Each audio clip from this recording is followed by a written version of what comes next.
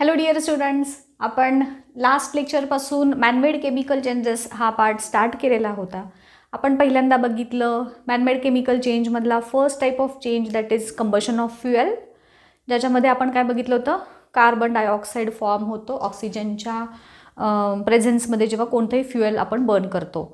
Next type होता cleaning of Shahabad tiles. आणि मग आज आपण तिसरा मॅनमेड केमिकल चेंज बघणार आहोत, softening of hard water. Hard water म्हणजे कसलं, तर जे विहिरींचं किंवा बोरचं जे पाणी येतं आपल्याकडे, तर त्याची टेस्ट आणि आपल्या नॉर्मल जे नदीचं पाणी आपण वापरतो, नदीचं तळ्याचं वगैरे, तर त्याची टेस्ट ह्या दोघांच्यामध्ये आपल्याला थोडासा डिफरन्स दिसतो. आपण बऱ्याच ठिकाणी वेगवेगळ्या ठिकाणाच्या पाण्याची टेस्टसुद्धा वेगवेगळी असते. मग ह्या पाण्याची टेस्ट ही कशावरती ठरते, तर त्याच्यामध्ये कोणते कोणते सबस्टन्सेस डिझॉल्व्ड स्टेटमध्ये आहेत त्याच्यावरती ठरते. नॉर्मल पाण्यामध्ये म्हणजे आपलं एकदम जे शुद्ध पाणी असतं ना, 100% शुद्ध पाणी, ज्याला आपण डिस्टिल्ड वॉटर असं म्हणतो, तर ह्या डिस्टिल्ड वॉटर जे आहे ते पोटेबल नसतं. पोटेबल म्हणजे पिण्यासारखं का नसतं, बिकॉज त्याच्यामध्ये कोणत्याही प्रकारचे जे न्यूट्रिएंट्स, आपण पाणी कशासाठी पितो, तर त्याच्या थ्रू आपल्याला डिझॉल्व्ड ऑक्सिजन, सॉल्ट, काही म्हणजे जे क्षार असतात काही प्रमाणामध्ये, आणि अदर इन्ग्रेडियंट्स त्या पाण्यातून आपल्याला मिळतात. जे प्युअर डिस्टिल्ड वॉटर असतं त्याच्यामध्ये हे काही घटक नसतात आणि त्यामुळे आपण ते पिऊ शकत नाही किंवा ते पिऊ नये.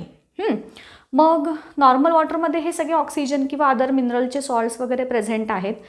विहिरीचं पाणी किंवा जे बोरचं पाणी असतं त्याच्यामध्ये हा डिझॉल्व्ड सॉल्टचं प्रमाण हे साध्या पाण्यापेक्षा कंपॅरेटिव्हली जास्त असतं, म्हणून ते ब्रॅकिश लागतं बघा. थोडं ब्रॅकिश म्हणजे थोडंसं मचूळ, थोडंसं असं वेगळी टेस्ट असते त्याची. पिलं की आपल्याला लगेच ओळखतं हे बोरचं पाणी आहे वाटतं बहुतेक असं म्हणून. मग ह्याच्यामध्ये असणारे सॉल्ट्स म्हणजे जर कंटिन्युअसली तुम्ही जर विहिरीचं बोरचं पाणी पित असाल की ज्याच्यामध्ये सॉल्टचं कॉन्सन्ट्रेशन जास्त आहे, तर त्या लोकांना पुढे जाऊन किडनी स्टोनचे प्रॉब्लेम होतात. बऱ्याच लोकांना ज्यांना किडनीचा त्रास आहे, किडनी स्टोनचा, तर त्यांना तुम्ही विचारलं तर तुम्हाला लक्षात येईल की त्यांच्या पिण्यामध्ये म्हणजे एकतर पाणी कमी पिलं जातं, हा एक पार्ट झालाच. शिवाय जर पिण्यामध्ये तुमच्या बोरचं पाणी असेल तर मग त्या बोरच्या पाण्यामध्ये असणारे क्षार हे साठून राहतात बरेचदा आणि त्याच्याच पुढे किडनी स्टोनचा त्रास त्याच्यामुळे होऊ शकतो आपल्याला. इतकं हे बोरचं पाण्यामधले क्षार किंवा सॉल्ट जे आहेत ते आपल्यासाठी हार्मफुल असतात किंवा त्याचा एवढा इफेक्ट आपल्या बॉडीवरती होत असतो. मग बरेचदा बघा आपण आता जे वॉटर प्युरिफायर्स आणतो तर त्याच्यामध्ये क्षार रिमूव्ह करणारी वगैरे टेक्नॉलॉजी असते.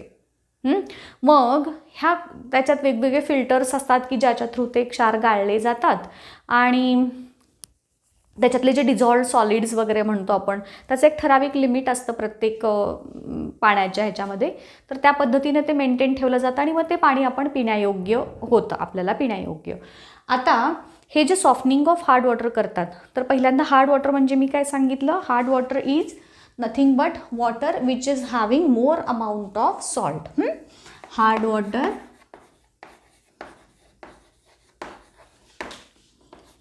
Having more salts which are present in it.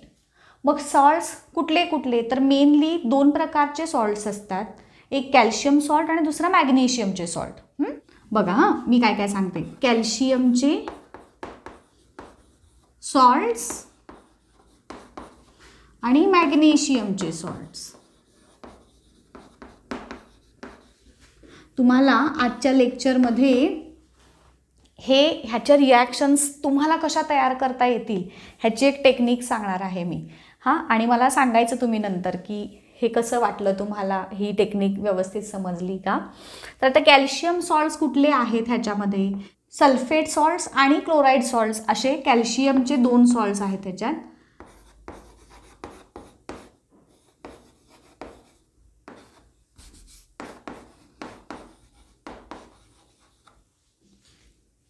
तसेच मॅग्नेशियमचे पण सल्फेट्स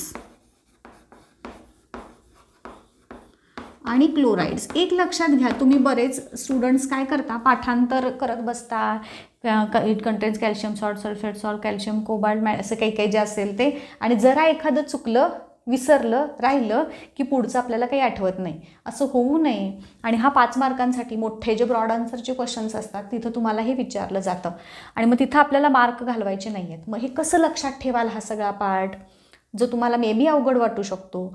तर आपण काय लिहायचं की हार्ड वॉटरमध्ये हे 2 प्रकारचे मेन म्हणजे कॅल्शियमचे 2 सॉल्ट, मॅग्नेशियमचे 2 सॉल्ट. आता आपल्याला ह्याच्या रिॲक्शन्स वर्ड इक्वेशन ॲज वेल ॲज केमिकल इक्वेशनच्या फॉर्ममध्ये लिहायच्या आहेत. हां, मग आता मला ह्यांचे तुम्हाला फॉर्म्युले माहिती असणं गरजेचं आहे. सगळ्यात आधी आपल्याला इक्वेशन मांडायचं आहे तर त्याचे फॉर्म्युले माहीत असले पाहिजेत. तुम्हाला टेक्स्टबुकमध्ये एकच रिॲक्शन दिली आहे, ती कॅल्शियमची असेल.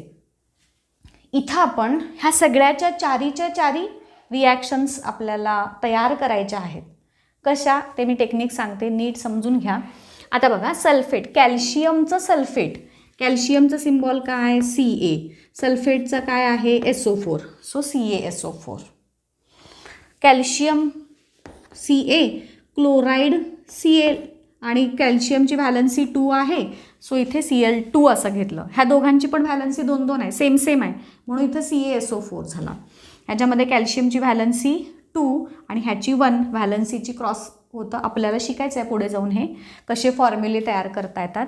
सो बघा, हां, कॅल्शियमच्या सल्फेटचा हा फॉर्म्युला झाला, कॅल्शियमच्या क्लोराईडचा हा फॉर्म्युला.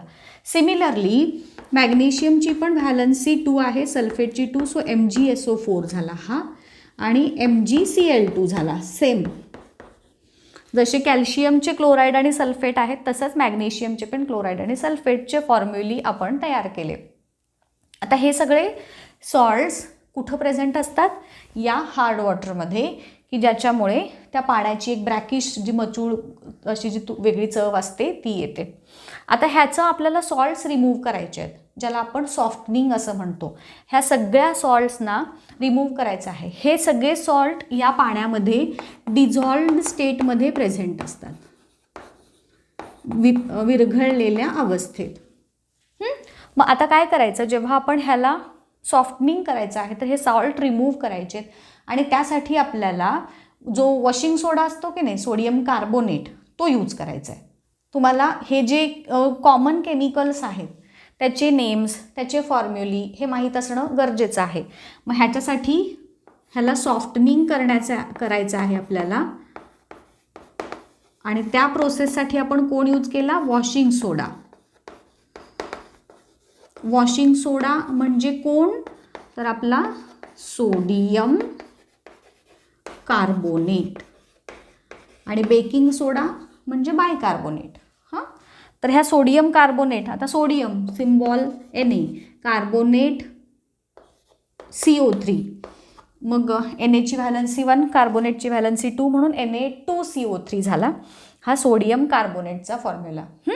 आता काय करायचं आहे, ह्या सगळ्या सॉल्ट्स म्हणजे ह्या पाण्यामध्ये हे वॉशिंग सोडा टाकल्यानंतर काय होणार, ह्या प्रत्येक सॉल्टची ह्याच्यासोबत रिॲक्शन होणार आहे आणि त्यांचे प्रेसिपिटेट फॉर्म म्हणजे अनडिझॉल्व्ड स्टेटमधले कंपाऊंड्स फॉर्म होणार आहेत. कुठले ते आता आपण बघूयात, पाठ करायची गरज नाही. आता आपल्याला काय करायचं आहे, प्रत्येकाची ह्या सोडियम कार्बोनेट सोबत रिॲक्शन दाखवायची आहे. बघा, पहिली रिॲक्शन कॅल्शियम सल्फेट आहे आपल्याकडे, प्लस कोण घेणार आहात?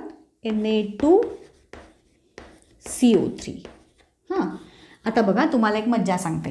ह्याची रिॲक्शन तयार करायची, मला माहीत नाही कसं करायचं, काय बाय प्रोडक्ट मिळणार आहे. तर काय करायचं, ह्याचे परत 2 आहेत ना आयन्स असतात, ह्यात एक कॅटायन हा ॲनायन म्हणजे पॉझिटिव्ह आयन, निगेटिव्ह आयन. मग ह्याच्यात Ca आहे आणि ह्याच्यात निगेटिव्ह आहे तो SO4 आहे.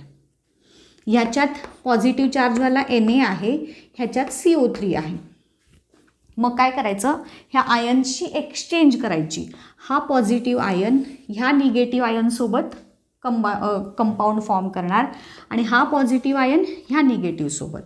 कुठल्याही कंपाऊंडचा फॉर्म्युला लिहित असताना आधी कॅटायन लिहायचा, दॅट इज पॉझिटिव्ह आयन, आणि नंतर निगेटिव्ह आयन लिहायचा.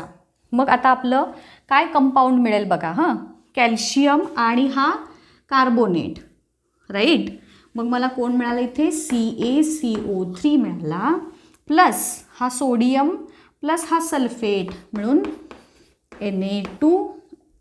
NaSO4 मिळाला. हां, Na2SO4 मिळाला. ही माझी पहिली रिॲक्शन झाली. अशीच आपल्याला आता बाकीच्या सॉल्टची रिॲक्शन करायची आहे. हे लिहून ठेवायचं. हे जे लिहिलं आहे आत्ता मी बोर्डवरती, प्रत्येकाच्या नोटबुकमध्ये ह्या रिॲक्शन्स तयार असल्या पाहिजेत. कशा रिॲक्शन? आपल्याला एक कॅल्शियम क्लोराईडची फक्त दिली आहे टेक्स्टबुकमध्ये, बाकी तुमचं तुम्हाला करता आल्या पाहिजेत यासाठी आहेत. तुम्ही एक्झाममध्ये जरी लिहिल्या तरीसुद्धा म्हणजे तुमचं छान इम्प्रेशन पडेल किंवा ह्या स्टुडंटला सगळं समजलेलं दिसतंय ही कन्सेप्ट, असं होय की नाही. मग आता हे झालं. दुसरी रिॲक्शन कोण आहे? आता दुसरा आपला कॅल्शियम क्लोराईड आहे. बघा हां, आता ह्याची पण रिॲक्शन कशी करूयात. नंबर 2 CaCl2 प्लस कोण घ्यायचं आहे आपल्याला? वॉशिंग सोडा Na2CO3. परत आधीसारखे ह्याचे 2 भाग Ca आणि ह्याचा Cl2, ह्याचा Na आणि ह्याचा CO3. मग आता हा कॅल्शियम अगेन ह्याच्यासोबत होईल रिॲक्ट, हा Na ह्याच्यासोबत होईल. मग काय मिळालं आपल्याला? CaCO3 plus NaCl. मग आता इथे NaCl2 आहे ना, मग इथे ह्याला मी 2NaCl असं म्हणेन. रिॲक्शन बॅलन्स करायची कशी ते पुढं आपल्याला शिकायचं आहे. आता फक्त इतपत तुम्ही लिहिलं तरीसुद्धा चालेल. पुढची रिॲक्शन बाकीच्या अशाच 2 रिॲक्शन्स तुम्ही सल्फेट आणि क्लोराईडच्या करून दाखवाल मला सेम ह्या पद्धतीनं. आता जसं मी इथं कॅल्शियम सल्फेट आणि कॅल्शियम क्लोराईडचं कसं केलेली आहे, तशी मला तुम्ही मॅग्नेशियम सल्फेट आणि मॅग्नेशियम क्लोराईडची रिॲक्शन लिहून कमेंट करून दाखवायची. तुमचं नाव आणि ह्या रिॲक्शन्स बघूयात तुम्हाला तयार करता येतात का. नाही तर मग मी देणारच आहे तुम्हाला नोट्स. ठीक आहे. आता हे जे सगळे हे जे आहेत की नाही, ह्यांना म्हणायचं हा आहे कार्बोनेट सॉल्ट, हा पण कार्बोनेट सॉल्ट. इथं सल्फेट आहे की नाही, मग हा झाला सल्फेट सॉल्ट. हा क्लोराईड सॉल्ट. सॉल्टचे वेगवेगळे प्रकार असतात. शेवटी CO3 आला, त्याला म्हणायचं कार्बोनेट सॉल्ट. शेवटी Cl आला तर तो क्लोराईड सॉल्ट. शेवटी SO4 आला नाव म्हणजे त्याच्या फॉर्म्युल्याच्या शेवटी, तर तो कसला salt? Sulphate salt. Right. So इथे आपल्याला अशा पद्धतीचे हे सॉल्ट्स मिळाले. ह्यातले हे जे सॉल्ट्स आहेत, हा आता NaCl तर वॉटर सोल्युबल आहे, तो बाजूला जाईल. ह्याच्यामधला जो कॅल्शियम कार्बोनेट आहे, मॅग्नेशियम कार्बोनेट मिळेल आपल्याला पुढे. तर हे कसे आहेत? ते डिझॉल्व होत नाहीत, वॉटर इनसोल्युबल आहेत. आणि मग इनसोल्युबल असल्यामुळे ते बाजूला काढले जातील आणि मग आपलं जे वॉटर आहे ते कसं होईल? सॉफ्ट होईल, म्हणजेच त्यातले क्षार निघून जातील. सगळ्यांच्या रिॲक्शन लक्षात आली. तुम्हाला टेक्स्टबुकमध्ये पण सांगितलं आहे की मॅग्नेशियम सॉल्ट्सच्या रिॲक्शन्स लिहून दाखवा म्हणून.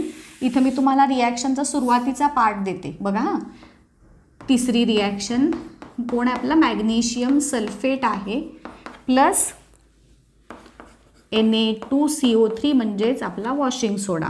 मी ह्याचे पार्ट्स करून देते. फक्त आता तुम्हाला काय करायचं आहे? ह्याचे सेपरेशन दाखवायचं आहे.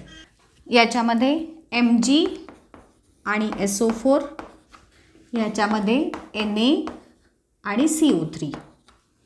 तसंच मॅग्नेशियम क्लोराईडच्या बाबतीत सेम होईल. MgCl2 आहे, Mg आणि Cl, Mg आणि Cl2. सो ह्या पद्धतीनं सेपरेट करायचे. आणि आता काय करायचं आहे? ह्या मॅग्नेशियमची ह्या कार्बोनेटसोबत रिॲक्शन होईल, सोडियमची सल्फेटसोबत रिॲक्शन सेम आहेत. इथे ह्या रिॲक्शन ज्या आपण लिहिल्यात तिथं हे जे कॅल्शियम आहे की नाही, त्या कॅल्शियमच्या ऐवजी फक्त Mg लिहिलं की बाकी तुमच्या रिॲक्शन ॲज इट इज आहेत, काहीही फरक नाही.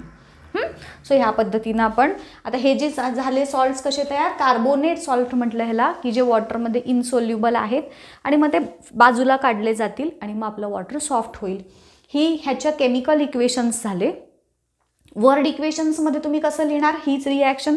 फॉर एक्झाम्पल सपोज आपण ही रिॲक्शन थर्डवाली रिॲक्शन घेऊयात. मग ह्याची तुम्ही काय लिहिणार, प्रत्येक रिॲक्शन्स आहेत की नाही, आता आपण 4 रिॲक्शन्स केल्या, ह्या 4 रिॲक्शन्स तुम्ही पहिल्यांदा वर्ड इक्वेशनमध्ये लिहा. जसं की मी एक दाखवते इथं, magnesium sulphate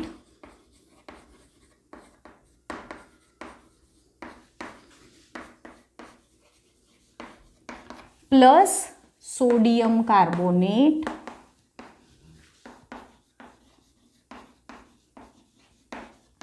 gives magnesium carbonate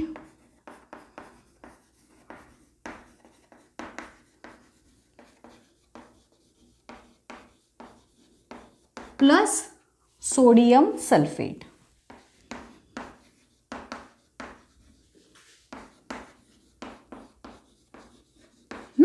आणि मग खाली ही केमिकल इक्वेशन लिहायचं. हे तुमचं इक्वेशन होईल MgSO4 सॉरी MgCO3 आहे प्लस NaSO4 आहे, Na2SO4. हां, आता Na2 का आलं इथं, तसं Na2 कसं आहे, ह्याची व्हॅलन्सी 2 आहे, ह्याची 1 आहे, म्हणून Na2SO4. ठीक आहे, अशा पद्धतीनं लिहिता येईल. सगळ्या 4 रिॲक्शन लिहून मला सांगायच्या कसं वाटलं, आणि व्हिडिओ पण कसा वाटला, सोपा वाटला का, कळली का कन्सेप्ट, मला नक्की मेसेज करून कळवा. उद्याच्या लेक्चरमध्ये, आता आपले डेली लेक्चर सुरू झाले, उद्याच्या लेक्चरमध्ये आपण ह्याच्या पुढचा पार्ट बघूया. Till then thank you and all the best.